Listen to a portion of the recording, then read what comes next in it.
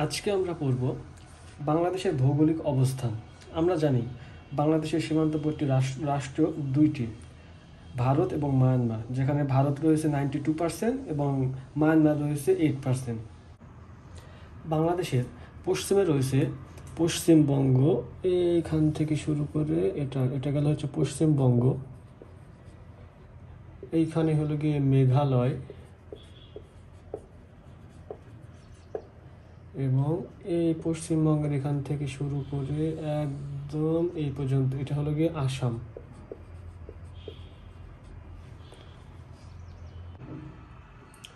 উত্তরে চলে গেল পশ্চিমবঙ্গের কিছু অংশ, আসাম এবং মেঘালয়,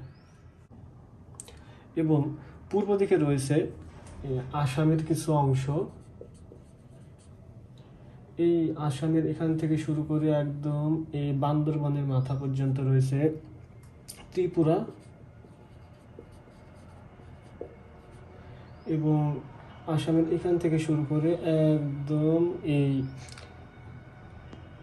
রাঙামাটির এই শেষ মাথা পর্যন্ত রয়েছে মিজোরাম,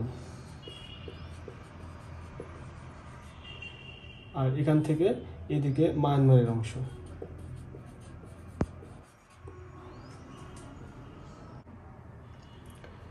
এই অংশটুকু হলো রাঙামাটি এবং নিচে রয়েছে বঙ্গোপসাগর। বাংলাদেশের মোট সীমারেখা 5138 কিলোমিটার।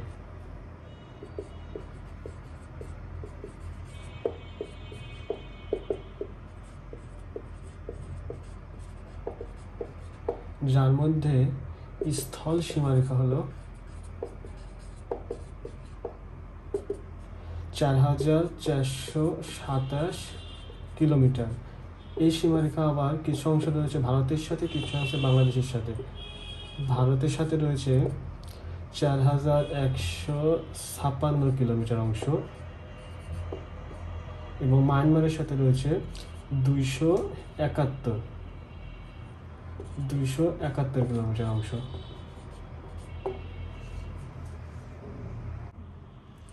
এখান থেকে আমরা দেখতে পাচ্ছি বাংলাদেশের সঙ্গে ভারতের সীমান্তবর্তী প্রদেশ হলো 5টি: এক পশ্চিমবঙ্গ, আসাম, মেঘালয়, ত্রিপুরা এবং মিজোরাম। আসাম এবং পশ্চিমবঙ্গের এখান থেকে চলে গেছে চিকেন নেক, এবং এই উত্তর পূর্বাঞ্চলে রয়েছে 7টা প্রদেশ, যেটাকে আমরা একসাথে বলি 7 সিস্টার্স নামে পরিচিত, যেটা আমরা সামনের ক্লাসে দেখব।